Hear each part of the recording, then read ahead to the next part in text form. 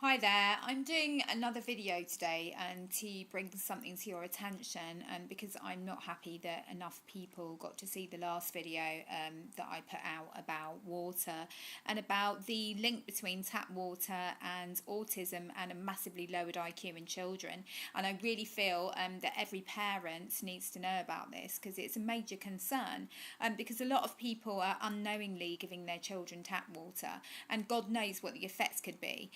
So anyway, this study was done by Harvard and it was an independent and peer-reviewed study, so I do feel that it's fully trustable.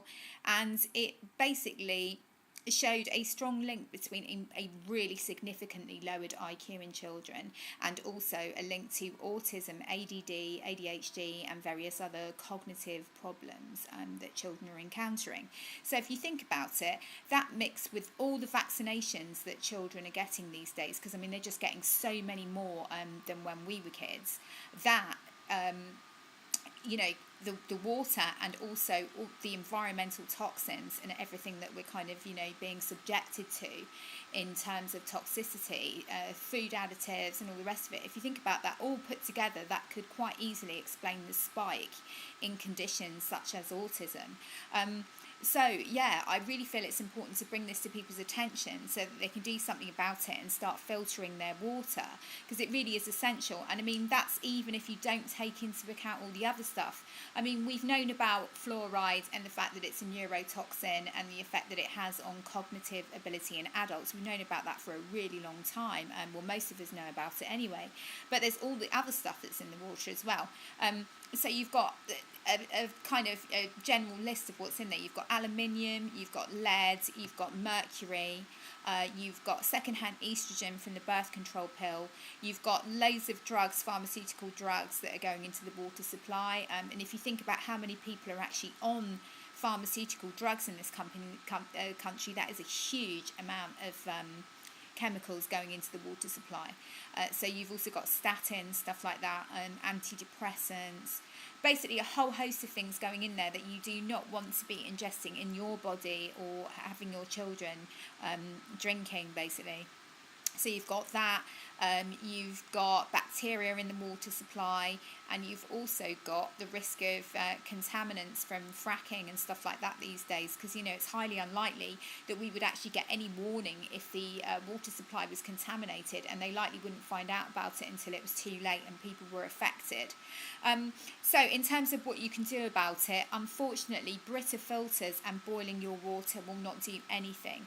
Brita does remove chlorine, but that is about it. I mean, chlorine is a carcinogen actually over time and really bad for you, but that's just the tip of the iceberg. It doesn't get rid of the fluoride, doesn't get rid of any of the other contaminants or the pharmaceutical drugs that I've just spoken about. So what can you do? Well, I use a gravity-based water filter, and that is really the closest to natural filtration in terms of its method that you can get. And what's absolutely brilliant about it as well is the fact that it's fully portable and it doesn't use any power. So not only can you have it at home on the countertop, but you can also take it with you on holiday, you can take it camping, you can take it off-grid. It would be absolutely essential in any kind of disaster situation or where you couldn't get your hands on safe drinking water, or you couldn't be certain of the safety of the water that you're drinking. So yeah, that's a fantastic thing to have. I will put a link at the bottom of this video to the one that I use, and I'd be really interested to hear your thoughts on it and what you think about tap water, and about really how we're not really given any proper information as to what's in the water. And this is a problem that we see. I mean, as somebody that is really interested in health research, and that's what I do, and I vlog about it and I write about it and I look into it all the time. Really, it's my biggest passion. If you think about it, why are we not being told what we're putting into our body? That's the same with the food as well, in terms of food additives and stuff like that. Unless you do your research, I mean, before I started to get into this and kind of look into it, I had absolutely no idea what I was eating or drinking. And now I'm on a 100% plant-based diet. I don't have any sugar.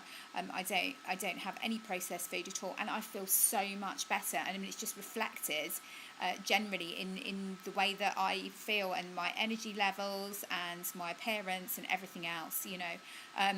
So I can't stress enough how important it is to take control of your own health by controlling what you put into your own body, and not depending and relying on the government or any of these official agencies to look after you, because, you know, let's face it, these people take action when it's too late.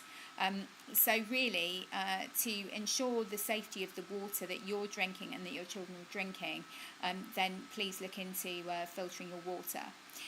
If you'd like any information, if you'd like details of that study that was done, the Harvard study, or you want to ask me any questions, then please send me a message or leave a comment, and please like and subscribe to my channel. Thanks.